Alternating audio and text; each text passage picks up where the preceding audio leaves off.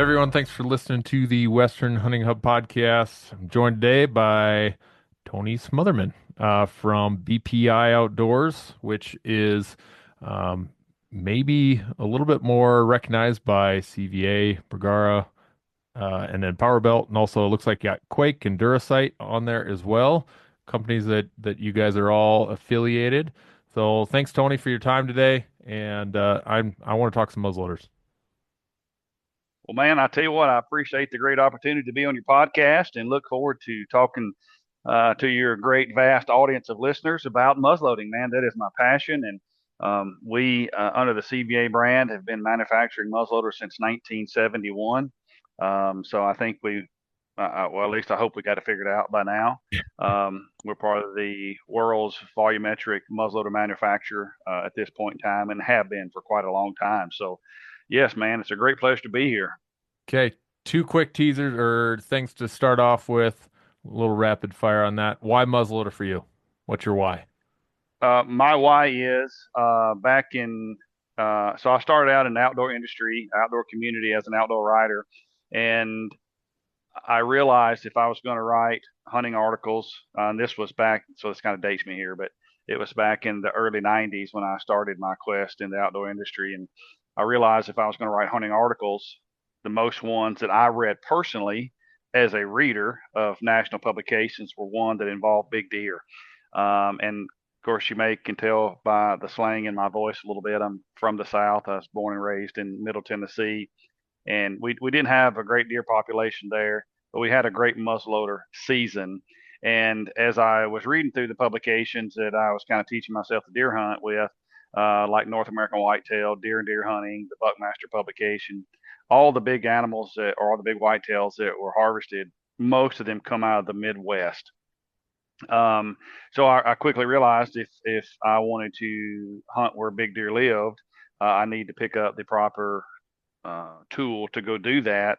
And through the Midwest, and that's Ohio, Indiana, Illinois, Iowa, Kansas, over into Nebraska, um, most of those states have a primitive weapon or a muzzleloading season that is commingled with shotgun season, no centerfire season like I grew up with in Tennessee. So I adopted hunting with a muzzleloader in 1992 just because I wanted to hunt where big deer lived. And it becomes such a passion of mine and basically overtook me hunting through the Midwest and chasing big whitetail that after a period of 2 to 3 years of traveling to the Midwest from Tennessee, I basically just dropped hunting with a centerfire rifle. And from 93 up until 2015, I hunted only with a muzzleloader because of the opportunities across so many great states. Yeah, and I'm finding when you start to dig, there's too many opportunities, too many things to do, and it's not just South Dakota. It's across. You add in all the other states, and it'd be fun to not have to work and just go play. And No, just- well, there is that. But see if you can, you can do anything in life that you want to do, and the only people that puts limitations on ourselves is us. And if you want to work in the outdoor industry, or if you want to hunt a lot more than normal individuals, you will figure out a way to do so. Very true. Very true. Another quick teaser question here is what's the difficulty of entry? Scale on a 1 to 10 for um, in your mind. Getting So started from I zero. think the biggest hurdle for folks that are they're not using a muzzleloader today or not partaking in muzzleloader seasons is for the fact they think that hunting with a muzzleloader is very complicated.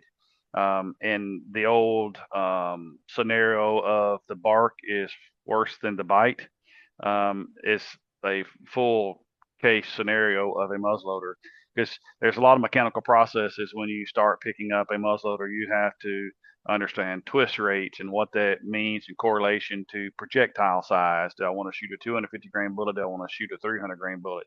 Do I want to shoot pelletized powder? Do I want to shoot loose powder? Do I want to shoot Pyrodex, 777, Blackhorn?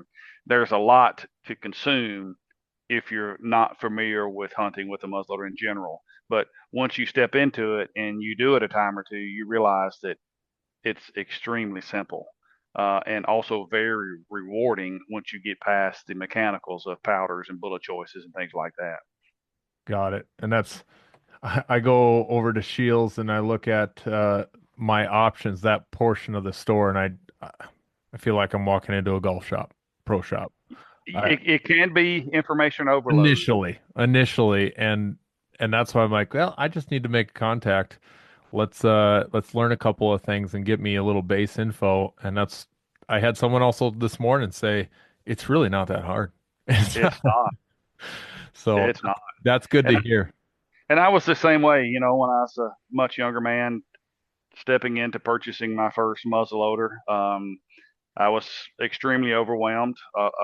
You know, it was a big hamburger to chew on. It was a big task to try to understand all the possible scenarios in a muzzleloading scenario, and that is, like I talked about, bullet choice and powder choices and pelletized versus loose, and why this and why that, and which primer, and yes, it definitely can be a lot to consume at the very first opening of the book per se. But once you get the book open, you realize it is pretty simple. You can run through the choices and options, and that's stuff that we'll talk about here today on the podcast, and try to make it more easy to digest for you and also your listeners. Great, great. So, for listeners, is obviously this is what we're going down the rabbit hole of is muzzle loaders, and often with episodes for me, it's a new opportunity for me. So I'm going to go learn this new thing, and for me, muzzle loaders are one of those. It's a place where I have had almost zero exposure. I think I was 14 when I've shot a couple of rounds through a muzzleloader. Haven't touched one since, other than I held a buddy's gun the other day. That's it. I've got almost zero base knowledge. So, um, the idea and the goal for this episode is to get a good grasp of a direction to go. And I don't think we need to sell the opportunity out there for these tags. I think that's already evident when you look at any states agencies brochures to see what's available.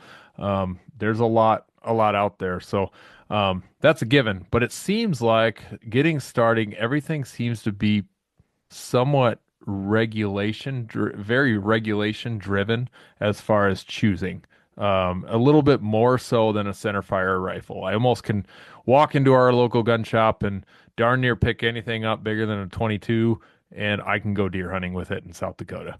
Uh, I can't pick up that same muzzle loader and go hunt elk and deer, and it seems to be a couple of things there. Then that's where I started with my search, was our regulations, and I double checked what my regulations were, and they're very minimal here in South Dakota. Um, all it is you just can't have telescopic sights, which we can come back to, and then nothing smaller than a 44. After that, it's open. Yeah, So, that's one thing. Like you said, there is quite a bit of variation, or can be quite a bit of variation from state to state. Like what you were talking about there, you guys have to have non-magnified optics. Through If you guys are whitetailers and you're Midwestern folks and you're listening to this now, most of the Midwestern states are kind of run what you brung, 45, 50 caliber. You can run optics.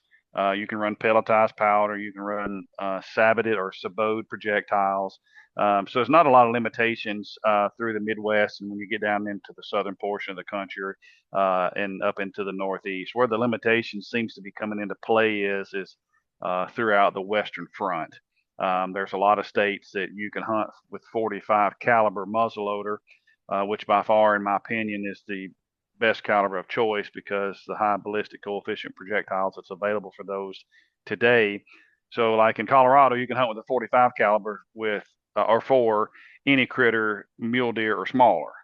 mhm. If you want to hunt bear or elk, you have to bump up to a 50 caliber. In Colorado, you can't shoot pelletized powder. You have to shoot loose powder.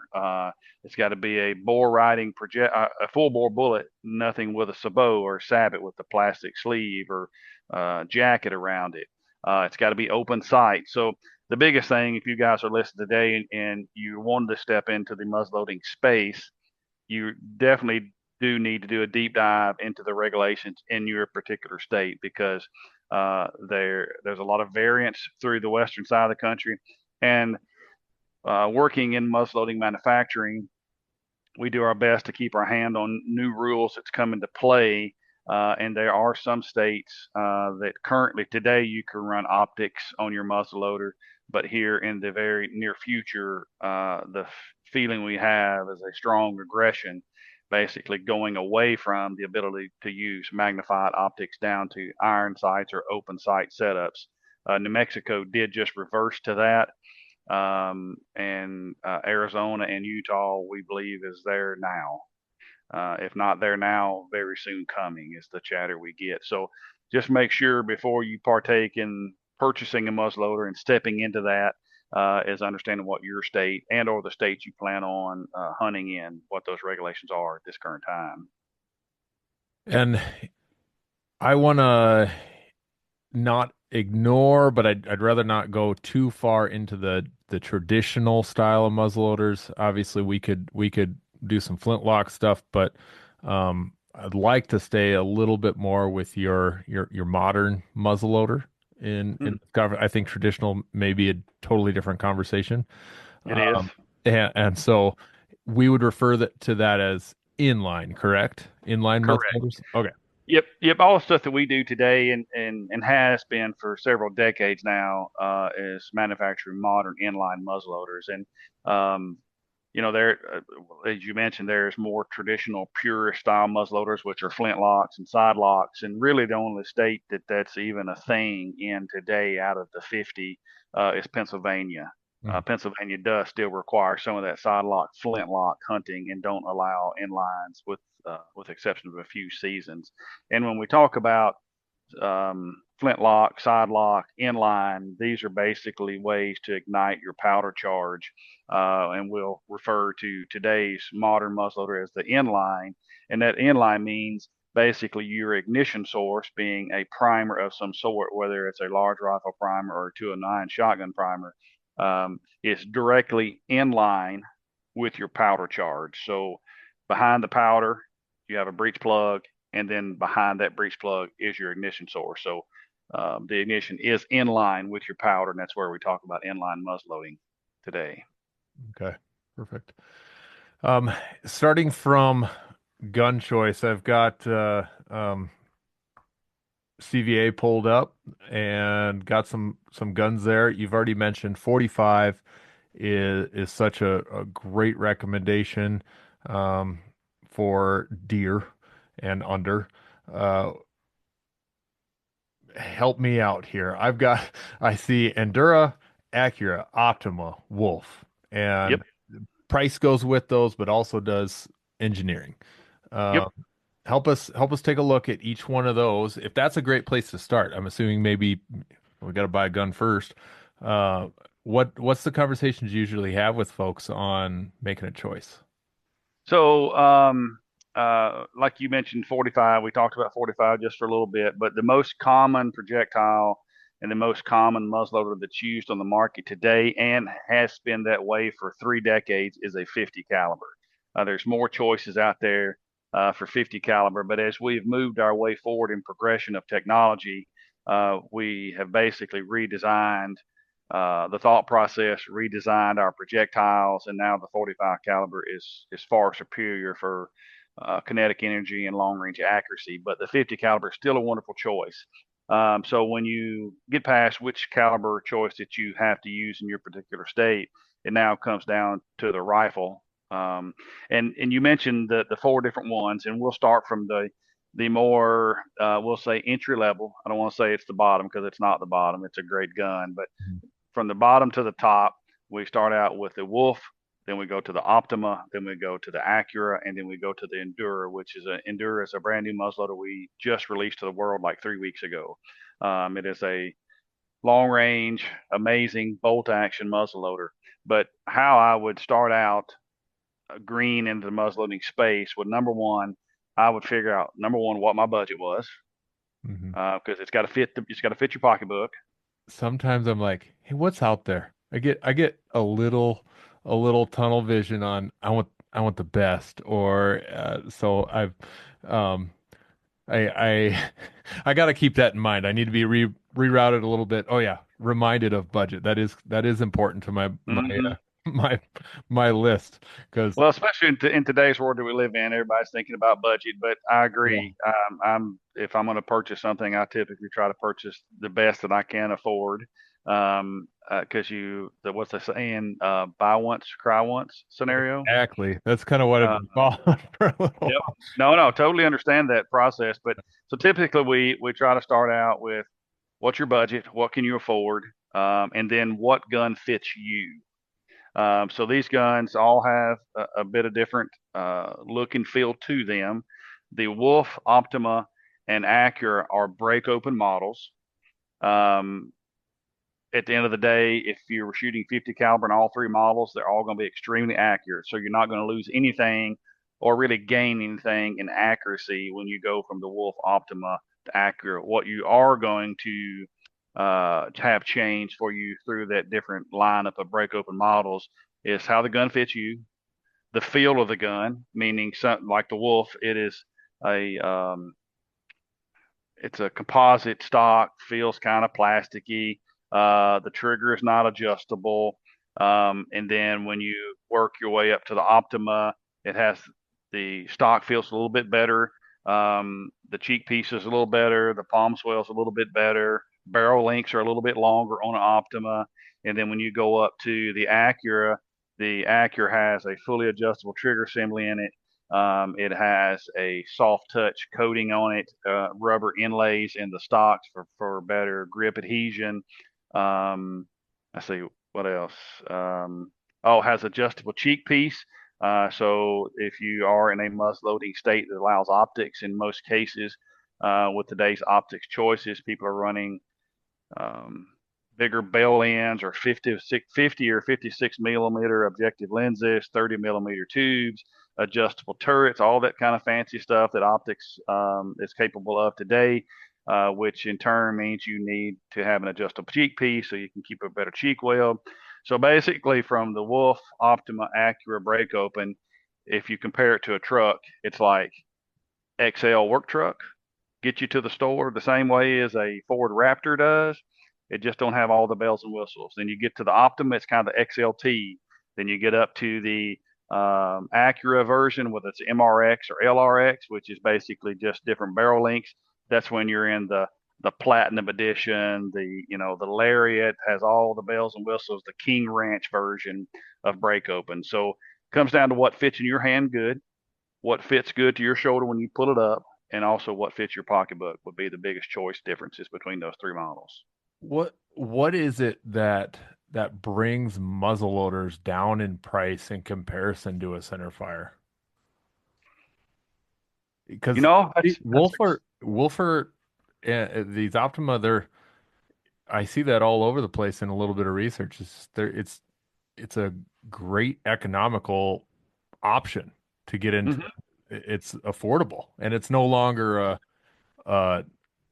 a rifle. It's not a firearm in the same way. It's not looked at that way. I could order this online. It comes right to my house. Yep. Um, it's looked at totally different, but I mean, it's got the same level of engineering, I would assume, and same amount of material. So I don't. Well, you don't have a bolt there. You Sure. don't necessarily have a receiver or action there per se. You got a receiver that's much more small and compact compared to per se long action Remington 700. So there's less machining time there. So Oh, there's sure. less money involved in that per man hours and also machine time. We don't have to build a bolt handle, a bolt face, bolt lugs. So again, less machine time, less man hours there. So a lot of small processes that we don't really think about. We don't have to put into building a muzzleloader. Um, so I would say that's probably why. And plus, on the CVA side of things, the greatest thing about what we do, like in those three particular models, we build everything on that gun. We don't outside or outsource the butt pad to Limb Saver or Packmeyer. We don't outsource the stock to some Graybo manufacturing facility. We build every piece of that gun in house, all the way down to the screws. Hmm. And with that being said, we don't have to outsource it, so we cut out a lot of the middlemen. So we're able to manufacture that less expensive than you would think because we touch every piece on that. Got it. Um, Speak to me about the Endura. That's brand new. So the Endura is stunning, um, and it's a 45 caliber only. Again, the 45 caliber across the lineage of muzzleloading, or at least my lineage of muzzleloading since the early 90s, the 45 caliber has come and gone about 4 different times. Um, it was built from a couple different other muzzleloading manufacturers back in the 90s, early 90s, mid 90s, late 90s, and into 2000s. And it was designed to shoot a super lightweight bullet, super fast. But what was quickly realized along that lineage of coming and going of the 45 caliber was that it was awesome out to about 200 yards, but because the bullet was so light, and we're speaking 175 to 195 grain bullet, that bullet was so light that it would lose effective kinetic energy after 200 yards. So everybody was on it for 2 years, and then it fell off, and that repeated itself.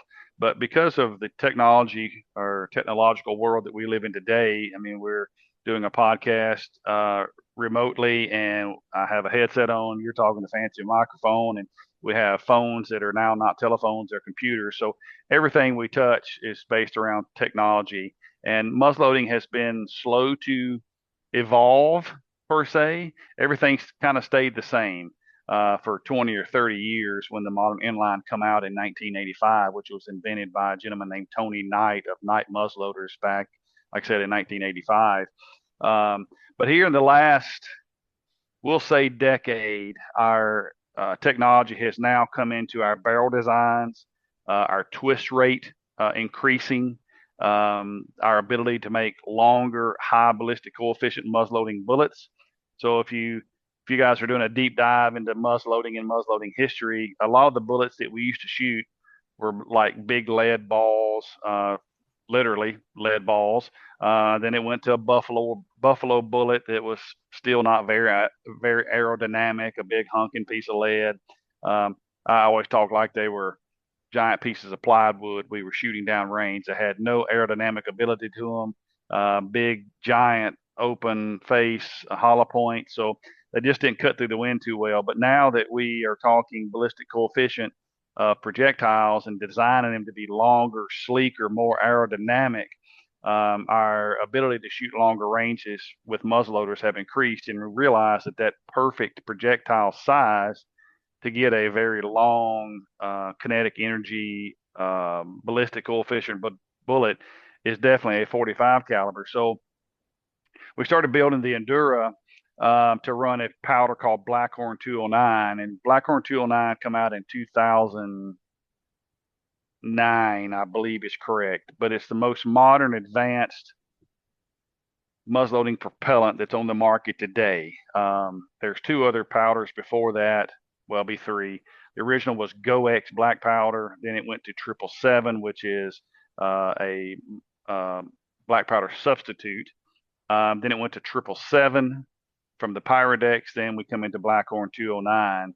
And where we're at today with, again, modern advancements, smokeless muzzleloaders are becoming very common and very popular. And I think that is a derivative of the best powder on the market today being Blackhorn 209 has tremendously increased in price in the last 3 or 4 years since COVID.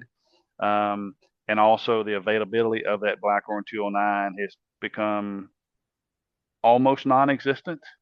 It's like finding the needle in the haystack when you find it on the shelf. Um, so because of that, folks are becoming more, I guess, enthralled with running muzzleloaders in smokeless powder. And smokeless powder, if you don't really understand what that is, that would be the powder that would be in your pistols, cartridges, and your centerfire cartridges. When you ignite that powder, it does not smoke, so AKA it's smokeless. So one of the things on our radar here at CVA was to build a long-range muzzleloader, which that's where muzzleloading is going. We built it on the 45 caliber frame with a high BC bullet that we build under the Power Belt brand, and it's a 285 grain um, power belt called an ELR with a ballistic coefficient of 0.333. So it cuts wind like crazy. But we also designed this Endure to be shot specifically with Blackhorn 209, but also because of modern day world that we live in today, available to shoot with smokeless approved powders. And our two approved smokeless powders are Vitavori N120 and IMR 4198. If you guys understand smokeless powders or reloaders in the centerfire world, those are the two powders that we've tested and engineered. And this gun here, with either powder, Blackhorn or the Vitavori or the IMR 4198, this gun here is very effective out to 600 yards. I've shot it at 800 many times. I think the kinetic energy on that muzzleloader at that distance is a little bit light, but it is still sub MOA at 800 yards, which is an 8-inch group or better. Mm. So because modern advancements, modern machining, modern technology, we have really extended our ranges literally on what muzzleloaders can do today, and that Endura is the creme de la creme that's on the market today. Yeah. When did making plans get this complicated? It's time to streamline with WhatsApp, the secure messaging app that brings the whole group together. Use polls to settle dinner plans. Send event invites and pin messages so no one forgets Mom's 60th. And never miss a meme or milestone. All protected with end-to-end encryption. It's time for WhatsApp. Message privately with everyone. Learn more at whatsapp.com.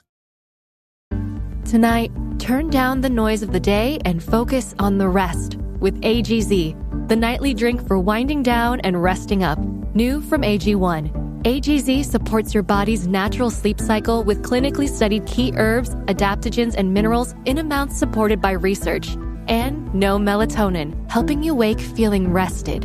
Wind down, rest up with AGZ. Learn more at drinkagz.com. And for as it moves into long range shooting and many states that have site restrictions to it, doesn't really make sense for a guy that can only put a red dot on there to have something to. We can't expect to shoot 800 yards. That obviously takes some optics Oh on. yeah. Um, so for many guys, I mean, even though it is the best of the best, may not, just like you were saying, may not be the best fit. Those so for me, looking, and I like the idea of that bolt action. Uh, I may not be getting into this for the sake of learn the traditional or non-traditional sides of thing, more modern muzzleloader. I'm getting into it for the fact of, hey, here's another opportunity to be in the woods, be out in the Mhm. prairie. So that may or may not be the best fit for me just because I can't put a scoped rifle on it and I don't hunt anywhere else. I hunt a lot in Colorado, and so that would be a no-go there as well. Um, but so far, based on what you're saying, the Acura is kind of tripping my trigger a little bit. But even And then, if it that one's and saying it, long range as well.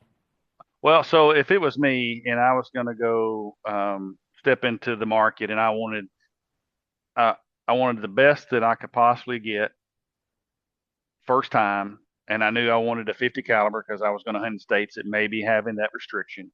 I would for sure do the Acura because the adjustable trigger assembly, most importantly, the adjustable cheek piece. Because with the adjustable cheek piece and a 50 caliber, if you were going to hunt, we'll say multiple states, only wanted one gun.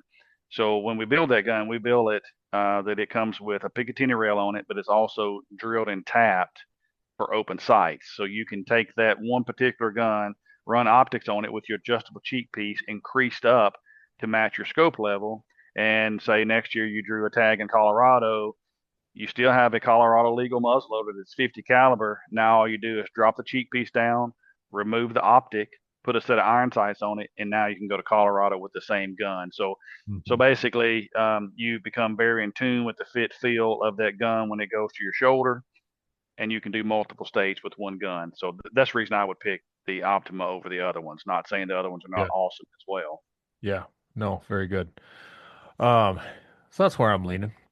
And then I see, and you had mentioned also that the Blackhorn 209 is is approved in that accurate. It's a the best of the best Mm-hmm. for them. So if we don't have any more to add to the gun itself, maybe let's move on to powder and bullets. Sure. Well, so obviously talking about Blackhorn 209, Blackhorn 209 is the most advanced muzzleloading propellant on the market today.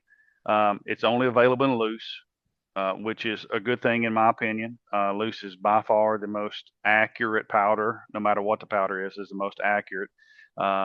Because so basically, we can talk 2 hours about powder because it's very in depth. So let's just go back to the beginning before we do a deep dive into Blackhorn. Yeah. So the original propellant on the market was GoX, and GoX is a black powder, which is where black powder guns come from originally. That's where the name come from is GoX. So GoX is a for real black powder. When you purchase GoX, um, there's two different types of GoX. I guess we'll say it that way to keep it simple. You have FFG or FFFG. So it's double F or triple FG. And basically, the difference is in those two suffixes there is the fact that one has coarser grain powder and one is finer grain powder. Double FG is designed for muzzleloading rifles. Triple FG, a much finer powder, is designed for pistols. Triple FG is designed to burn in 6 inches of barrel length, aka a pistol. The double FG is designed to burn in 16 inches of barrel length, aka for your rifle. And that powder is it works well. Downside is it smokes like crazy. It's very very dirty, and is very hygroscopic, meaning that if there's one hint of humidity or moisture in the air, which we deal with as outdoorsmen in the fall, it could very much make that powder absorb the moisture or allow the powder to absorb the moisture, which will cause a bad load or a hang fire. So very old powder. That was that was 80s, early 90s stuff. As we progress forward, the next powder, which become Pyrodex, Pyrodex still on the market today, still available on the store shelf in most locations. Also is in the same scenario of double FG and triple FG, double F for rifles, triple F for pistols. Um, it works great. It still smokes a lot. It's still very hygroscopic. It's very corrosive. It has a lot of sulfur content to it. Very hygroscopic, but it's better than GoX. It has all the same negative properties that we deal with as outdoorsmen as GoX, but it's a bit more advanced. Next tier, that gets us up to, we'll say late 90s, early 2000s, is a powder called T7 or 777. Very much on the market today. Probably the most volumetrically found powder on the market today. Also loose form, also double F and triple FG. And then about that same time, 777 come out with pellets, and that is compressed tablets per se of powder, and they're 50 grains each in a 50 caliber. So now you have loose 777, loose Pyrodex, pelletized form of Pyrodex, pelletized form of 777. The pelletized form of powder is very, very popular, still available today. Still probably the volumetric number one powder shot because it's easy, because you don't have to measure. So basically, when you pull one of those pellets out of the box, it's 50 grains. Most muzzleloaders today are Magnum capable guns, meaning they'll shoot 150 grains of powder. in the Pyrodex and 777 form. So you can either shoot 2 pellets for 100 grains or 3 pellets for 150 grains, depending on what you're looking for in muzzle velocity. Just a key note here, most every 50 caliber on the market prefers to be shot with 100 grains of powder versus 150 grains of powder. So just note that if you're new to the muzzleloading sport and you're diving into it and you want to use pellets the first time, they are the easiest because you don't have to worry about measuring. But always know that the pellets are 50 grains each, and in most cases, the 100 grain charge is going to outperform the 150. The 150 grains of powder will give you more muzzle velocity, but what I found out over the years is the harder, in most cases, the harder you push the bullet, the more erratic it will be in flight. So you may have more muzzle velocity and more kinetic energy with 150 grains of powder, but typically it really prefers accuracy wise to be shot at 100. So just kind of keep that in mind. And as we've cruised through the early to mid 2000s with the introduction of pelletized powder, a company out, I believe they're out of Idaho, called Western Powders, invented the new product called Blackhorn 209, which, like I said, come out in 2009. It is the best of the best. It is not hydroscopic, so it does not absorb any moisture, any humidity, any rain, any snow. So your powder will never get jeopardized by the weather we're hunting in the wintertime. It does not have any sulfur in it, so it's not corrosive. So it's much easier on your gun. It will not corrode your barrels of your guns anymore. And it's so clean that, yes, it still does smoke, but it probably smokes 50% of what the other powders we just talked about. Um, and you typically don't have to clean after every shot. One thing that I didn't mention about these other powders, the GoX, the triple seven, I'm sorry, the Pyrodex and the 777, is they're so dirty that every time you squeeze the trigger on that gun when you're on the range shooting for accuracy, you have to swab the barrel 2 times after each shot, and that's with one damp patch and one dry patch. With Blackhorn 209, you do not have to swab after every shot. So What it's what's your typical swabbing, shooting that stuff? well, so when we first come into play, or when that powder first came into play, it was hard to get myself away from Oh, sure. Yeah. swab with the damp, swab with the dry. Um, so I did that for a long time. I'm talking about probably 10 years after Blackhorn 209 come out. It was just tough for me to get past that scenario. So what happens is when you shoot a muzzleloader, whatever the propellant is, it leaves a film in the barrel. That's what we're trying to swab out. And one thing you need to remember for muzzleloading world, accuracy is all about consistency in a muzzleloader. So what I mean by that is doing the same thing every time, repeatable. No different than if you're an archer, you know that draw length is important, knocking point is important, proper grip of the gun is important. All that has to be repeatable for you to be a effective archer. Same in the muzzleloading world. Repeatability, consistency, doing the same thing every time. So that's why it was hard for me to get away from swabbing the barrel with a damp patch and a dry patch every time, like I've been doing for 2 decades with these other powders or propellants that we were using. So I continue to do that. That way that my barrel was exactly the same cleanliness every time I squeezed the trigger. But here over the last 6, 8 years or so per se of running Blackhorn, I've got away from that because Blackhorn strongly recommends you don't swab after every shot. So I started doing that, and I didn't experience an accuracy change. It was just a mental thing for me to have to get over. So typically, if I'm on the range, I'll shoot Blackhorn till I get the gun zeroed, and then I'll bring it back in and clean it at the end of the day. And typically, cleaning up Blackhorn 209, all it takes is water. I mean, you don't even really have to use a heavy solvent anymore like you used to with these other powders. So it's more expensive than the other powders we talked about. It's harder to find today than any of the other powders, but it's by far the best choice for everything. Cleanliness, accuracy, non-hydroscopic for water or humidity issues and inclement weather issues. It's just wonderful. Downside is it does not come in pellets. So let me do just a touch of a dive into pellets versus powder, and we're not going to talk about different kinds of powder, just pellets versus loose. Okay. Um, so a pelletized powder definitely is easier. You don't have to measure.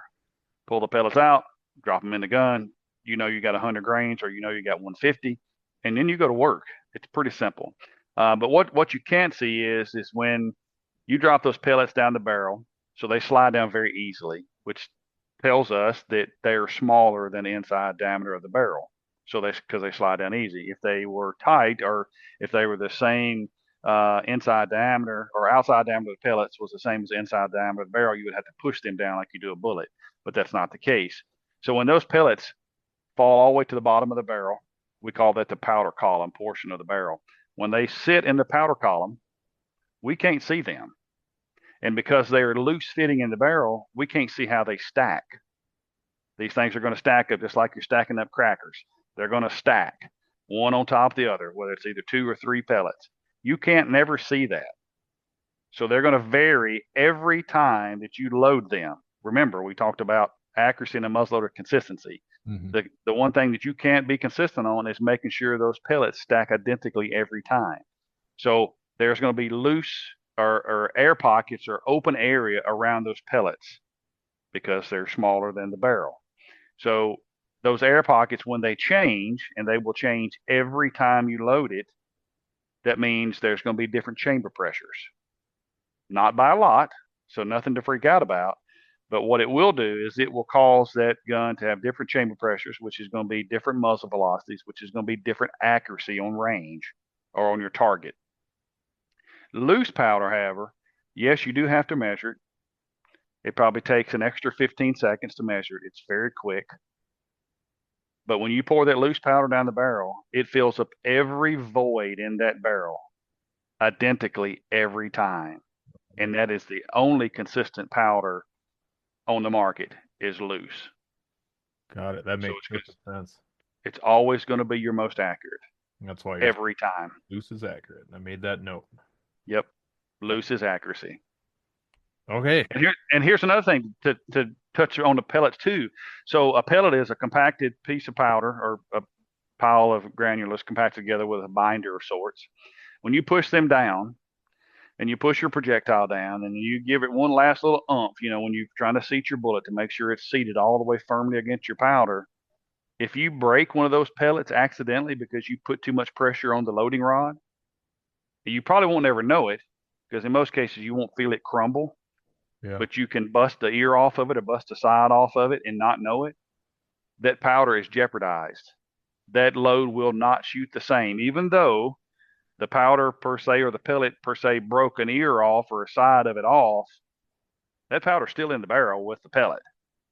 But because it's put together with a binder, when you break that pellet, and again, you probably will never know it, but the binder is obviously broken. So it's not going to build chamber pressure the same. Therefore, your accuracy is going to be different on target.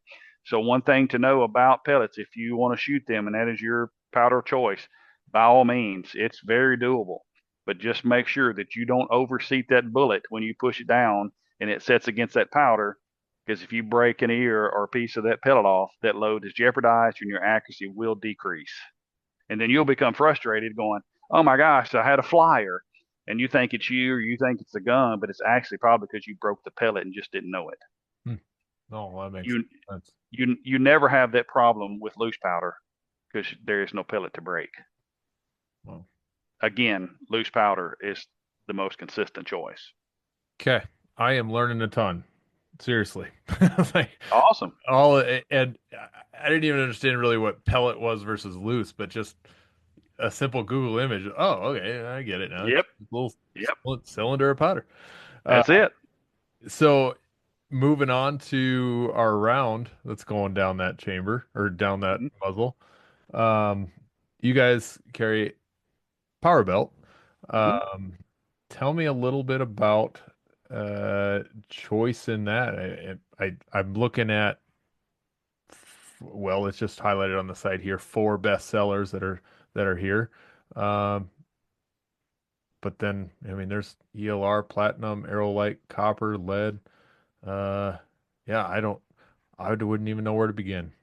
Okay, so yeah, so that's That's another process that the new user to muzzleloader has to go through and figure out which bullet is best for him. And again, it's always best to refer back to your particular state on what's allowed. We'll talk about Colorado specifically.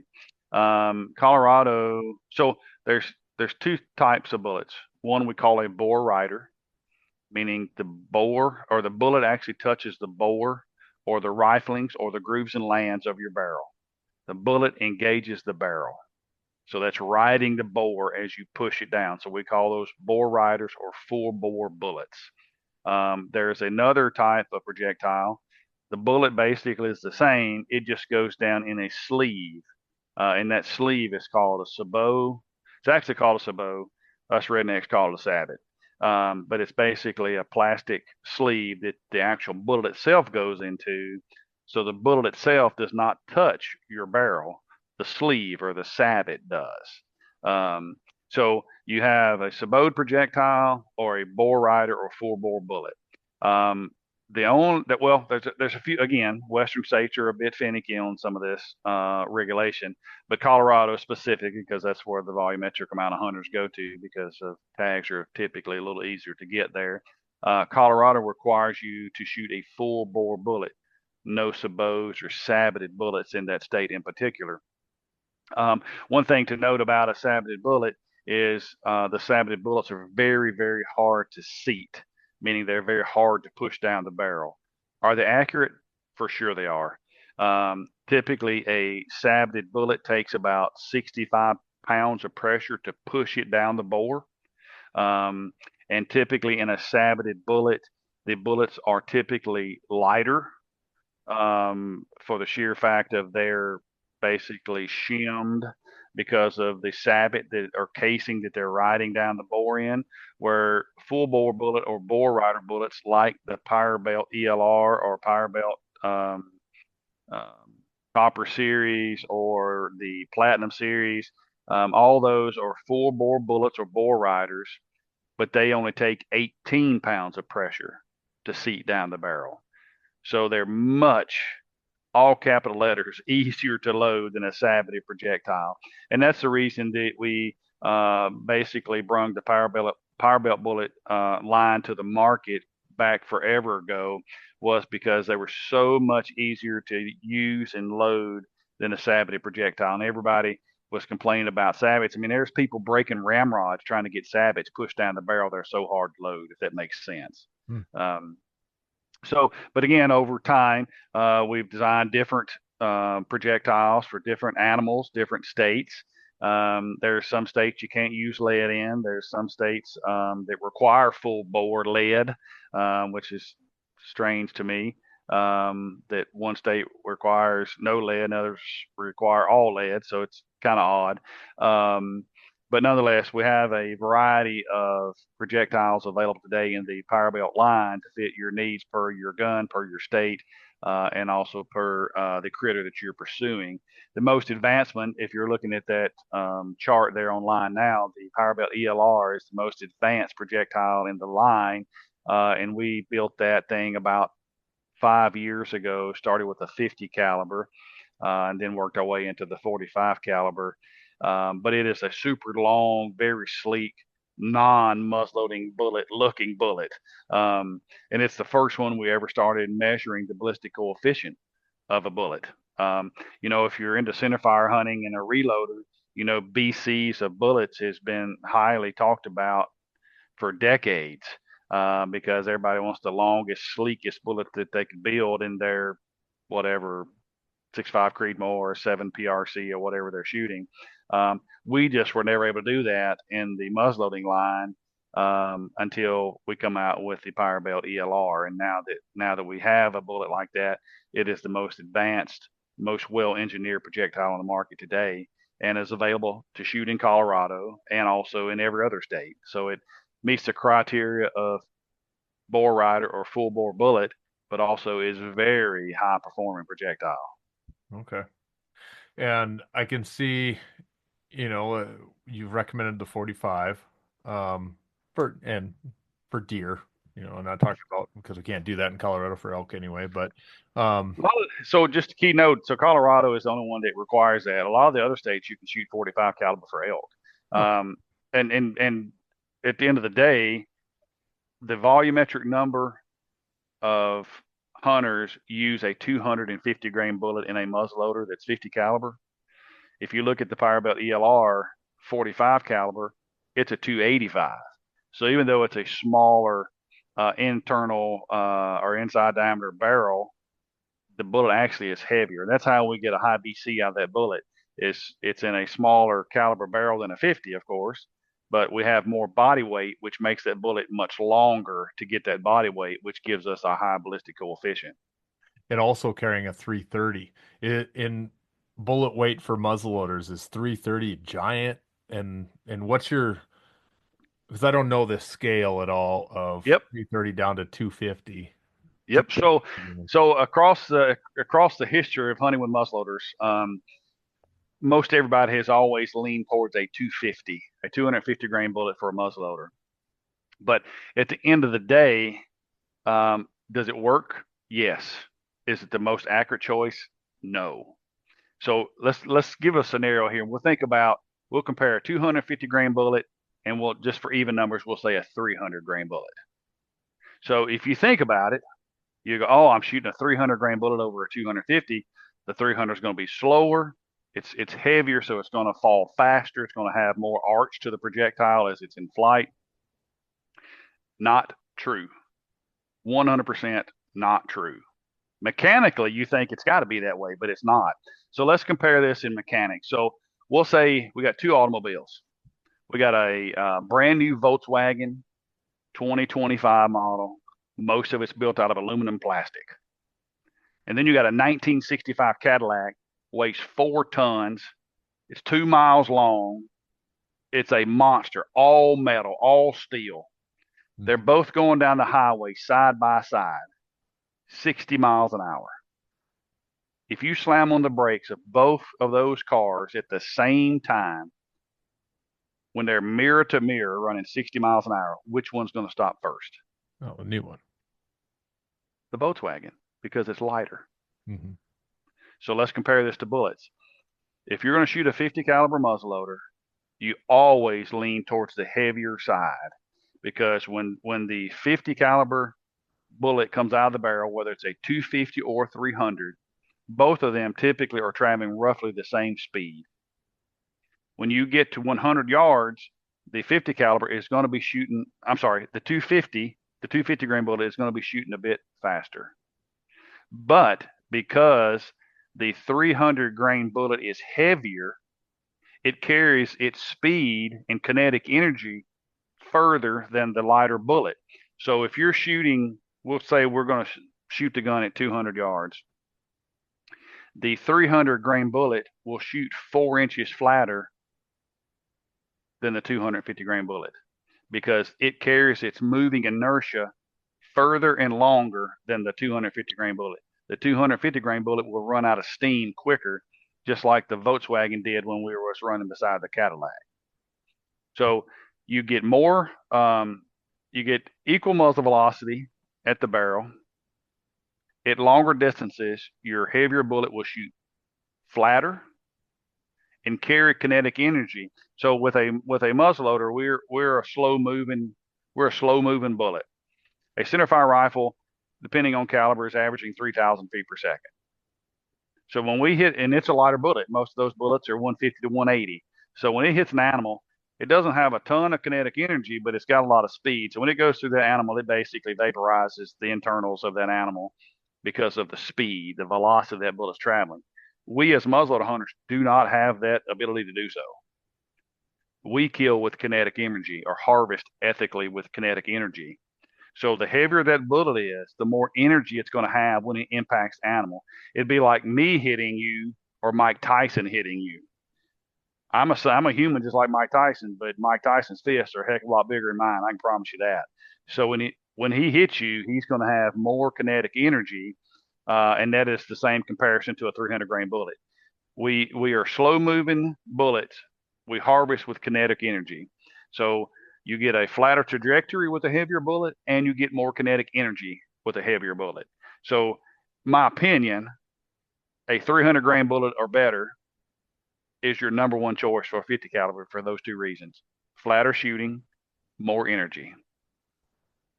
But in a 45, if you were to shoot, so are you still leaning towards that 330? No, no, we don't. The 330 is in the 50 caliber. Oh, I was just looking at they have one 330 grain in a 45, but also the 285 grain. So in those two particular ones, it comes down to how much kinetic energy you want. Yes, the it was originally a 325. We just changed it to 330, just because we got a bit more kinetic energy out of the 330. So the 330 is again more elongated. It's going to stabilize better in flight. So here's another thing, comparing heavier bullets to the lighter counterparts. Same bullet, just different weight grains. If you have shot archery stuff for a long time, you remember the times when everybody was shooting full length arrows, and then they changed to overdraws, and because they wanted overdraw because it shortened the arrow, sped the arrow up, and then that only lasted, I think, for like 3 or 4 or 5 years if people were shooting overdraws. Then they said, heck with that. The flight is way too erratic with those short arrows. Everybody's going back to full length arrows. So for the last 20 years that I'm aware of, everybody's been shooting full length arrows. That same scenario, that the longer arrow flies better in flight and stabilizes better in flight, also is the same scenario in muzzleloading projectiles. Not only do the heavier projectiles have more kinetic energy, they shoot flatter at further distances, but because they are longer, because of the added weight, they also stabilize better in flight. So typically, I always lean towards the highest offering because I get all three of those: flat trajectory, more accuracy, more kinetic energy. Got it. Okay. And then for each type of, you go to a different company or a different style, you're needing a different tip for loading those for a Well, load. so yeah, some are more flat base tip, some are hollow point tip, and of course, like the ELRs, they're a very long ballistic tip on the end. Most loading tools today that you load those with, or range rods, have a tip that is designed to shoot with the long nose bullets today, but also will load the some more flatter nose or rounded nose bullets too. Okay. So if I go and I buy an Acura, I don't need to buy an additional loading tip. No. Got it. All right. Yeah, you see the options, and the options are what, like, oh, do I need that? And you find Yeah. out later, like, oh no, that's for, another brand or something that they didn't have that option. So, okay, that makes sense. Uh, primers. Yep. Uh, Another breech another great another plug. great scenario. I'm saying Uh, words I don't know, other than I know what a primer is, obviously, and okay. I know I need a 209 primer. Um, there's the extent of my knowledge. Okay. All right. So most modern inline muzzleloaders today are all running a 209 shotgun primer. One thing that you'll need to know, depending on powder that you run, there is 209 primers, Magnum 209 primers. Then you have muzzleloading 209 primers. And there's a heat process or a heat step through there. So not to dig too deep into the weeds and get like way overcomplicated, but a lot of times when you shoot a pelletized form of powder and you shoot a standard ignition source 209, which is just a 209 primer, it doesn't say Magnum, it doesn't say muzzleloader, it's just 209 primer. A lot of times that primer will, when it ignites, because the 209 primer is very hot, it will actually cause a burn ring in your barrel. So when the fire hits the pellet, your ignition source goes through your breech plug, hits the base of your or backside of your pellet, it will cause a burn ring and create this ledge inside your barrel. So because of that, the primer companies tried to dilute the heat source of a 209 shotgun primer and in turn invented the muzzle loading 209 primer, which is basically a weak version of a standard 209. So if you're running Blackhorn 209, you have to run a standard 209 primer. If you're running a pelletized form of powder, it's always best to run a muzzleloading primer. And Remington makes muzzleloader specific primers. CCI makes them. 777 actually makes their own. It's called a 777 primer. And that 777 primer basically is just a diluted standard 209 shotgun primer. And of course, people thinking about primers, they want to get the hottest one they can, so they got a great ignition. When you bump up into the Magnum 209s, what happens there is those are too hot, and they will actually push the bullet and powder forward in their powder column before they ignite the powder. So basically, they cause it to disrupt your seeded powder and your seeded bullet, and it will make that powder and bullet combo be less accurate. So in a normal scenario of hunting with an inline muzzleloader, you never use Magnum 209s ever. Never, ever, ever. There's just no need for it, and the gun will not be as accurate with that. So if you're running Blackhorn or you're running loose powder of any sort, we'll just say that because that encompasses all powders. If you're running loose powder, just run a Winchester primer or a CC primer that's just a standard 209. If you're running a pelletized form, always try to find a muzzleloading primer, which is still a 209. It's just diluted heat source. Perfect. All right. So far, this is what I got. I'm Information overload. Oh no, this is great. Again, I do my podcast for a selfish reason to learn and to help me pick out what I need, but also to share it.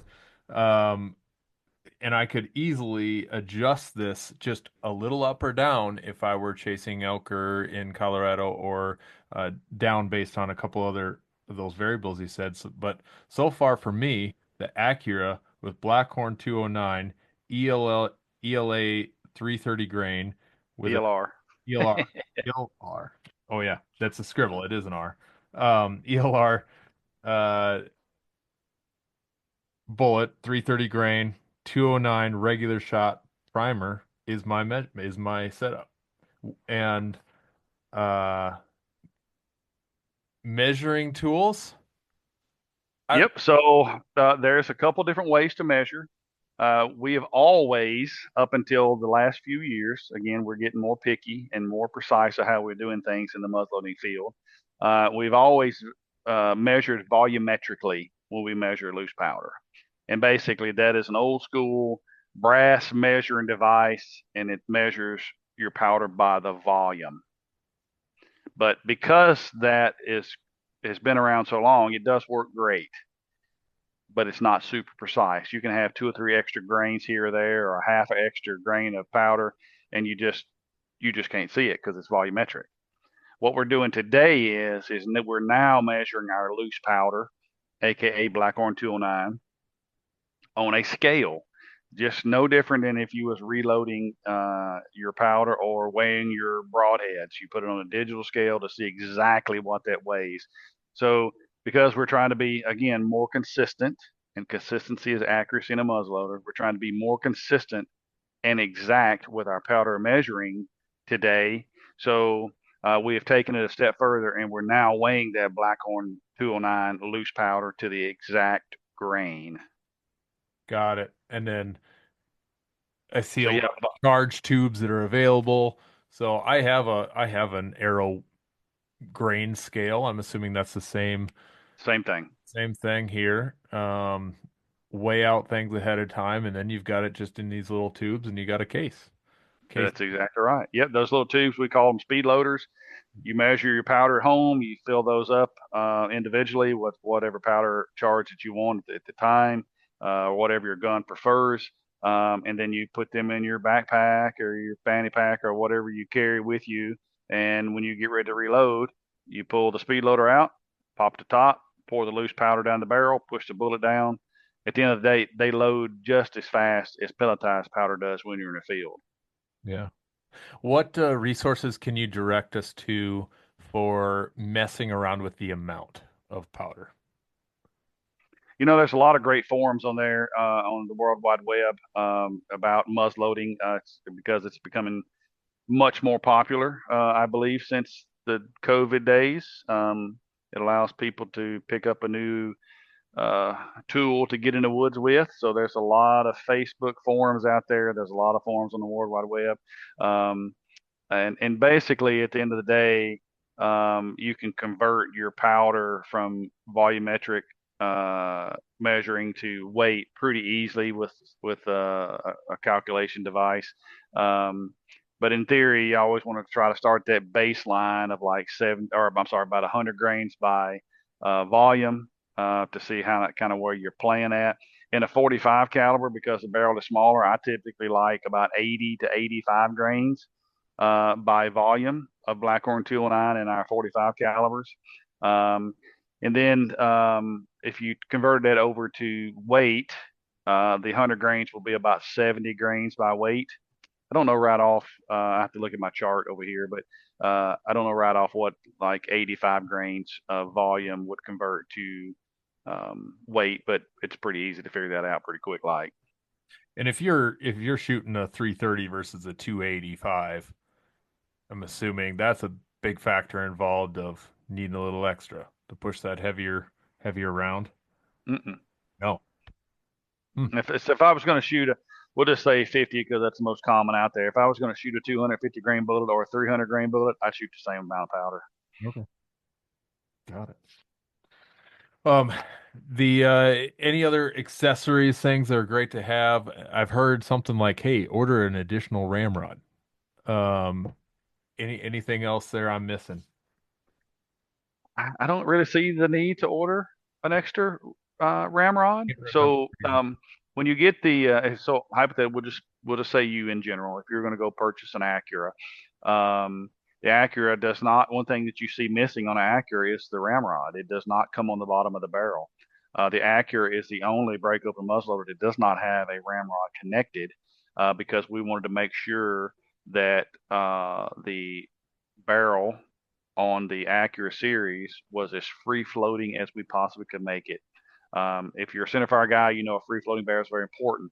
When you ignite a round, send it down range, your barrel has a whip to it, and that whip is called harmonics. If you mess with said harmonics by something touching your barrel, in most cases it will interrupt your accuracy a little bit. So again, taking the Acura to the next level, we made sure that it did not have a ramrod. So it comes with a collapsible carbon fiber ramrod that you keep in your pack for reloading in the field. And it also comes with a additional solid aluminum range rod that you use while you're on the range for loading and cleaning. Got it. Okay. All right. We discussed earlier the sights, and we could, that is another long conversation, but I want to ignore our scoped magnification like sight. Um, Yep. there's PEEP, there is open iron sights, but one I have heard over and over again about is looking at a red dot as one of those great ways to hit our longer range. And one, I guess, a way to actually start this question off is when we say long range with something outside of a scope that can magnify, what's long range with these muzzleloaders? And obviously that is a skill thing. I can shoot 100 yards with my bow, but the next guy's he's tapped out at 50. Clearly that's a skill thing. Um, but what's the average guy doing? What's long range in this world for? So you're exactly right. A lot of times it's not the fiddle. Sometimes it's the fiddle player that makes the fiddle sound so bad. So in the muzzleloading thing, when we're talking open sights and long range, I feel it definitely comes down to the end user's eyesight and also his ability to shoot. And I think probably 250 yards is probably max. Most cases that is going to be 200 to 150. Okay. Got it. The loopholed red dot we were talking about. What did you Hmm. what did you find out about that? I The did not get the man on the phone that I need to talk to, but I hear this, whatever this particular red dot is that Louisville manufactures is probably one of the better choices for these states that require you to use a non-magnified optic, which is iron sights, peep sights, or a red dot. I wish I had a bit more information for you on that, but I don't. But I hear because living in the muzzleloading lifestyle and world, one of the hottest topics is the states out west that are regressing backwards from magnified optics, aka scopes, to open sights, iron sights. Um, and the number one topic keeps coming up is open sights are great, peep sights are great, but this new Leupold red dot is the cat's meow. So I whatever kind that is, I don't deal in that side of the world because the states that I typically hunt in, I can use optics. But I know it's becoming a very popular topic today. I see loophole on their site. Got a Freedom RDS uh labeled award winning, or they have like the Delta Point, but I think the Delta Point is more of your pistol. It sounds like it. Yep. Yeah, and yeah, it looks like the RDS is they've got like four options there, but that seems to be the one that we're referring to. So, anyway, that's an option there. What do I have any safety things I need to keep in mind shooting these first rounds? Just always make sure your bullet is seated once you get your powder down the barrel. Of course, the gun is going to be leaning against the bench in most cases. Uh, Basically, buttstock on the ground, barrel pointed in the air. You pour your powder down, you push your bullet down. Most important thing to always note is make sure that bullet is seated firmly against your powder. Now, there has been times back in the day when muzzleloader shooters would push the bullet down the barrel, and then they would take the ramrod and just beat the devil out of the front of the bullet to make sure it was seated properly. Don't do that. That will beat up the ballistic tip. That could beat up the face of the bullet, which is also going to cause you accuracy issues. And if you're shooting a power belt bullet, because they are easy to load, like I mentioned earlier, 18 pounds of downward pressure, you literally can push that bullet down the barrel with one finger, and you will know when it stops. It will be a firm stop. Okay. That is the most important thing. And then once you get that load figured out and go, we'll just say again for 50 caliber purposes, it likes 100 grains of powder and it likes a 300 grain bullet. Once you know that, push that last one you push down, that last powder load combo you push down with your ramrod in the barrel. Always take your pocket knife, a flathead screwdriver, sharp object of some sort, and scribe a line on your ramrod where it touches the tip of the barrel. And that is a quick reference point to always know that your bullet is seated the same every time.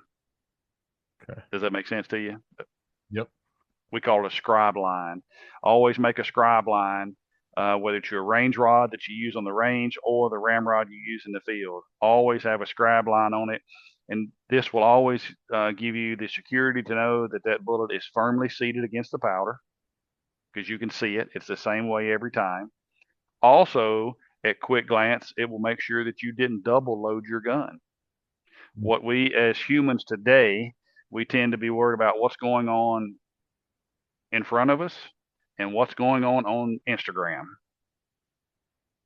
We're too tied up with what's going on. So I would say if you're on the range and you're shooting your muzzleloader in, you're trying to get her tuned up for season, be present. Be focused on what you're doing right there. Don't worry about what Facebook's doing or Instagram's doing. Don't worry about all that. Stay present to what you're doing. Focus right there. Because the last thing you want to do is have a double loaded scenario where you put your powder and your bullet down and go, oh gosh, Instagram hit me up. I got a message. And then go back and you load it again. Now you have two loads in your gun, then that's catastrophic to you and the gun. That scribe line will allow you to always double check. Is the bullet seated? Because my line touches the end of the barrel, and also will let you know if you've double loaded it on accident, because that line will not touch the barrel at that point. Okay. Um, I feel like I got a great start. Um, and I feel ready to roll. Ready to, You are ready to roll, man. yeah. This is a crash course here, my man. Yeah, absolutely. I went far over the time I said it would take us to chat on this, but so thank you so much for your time.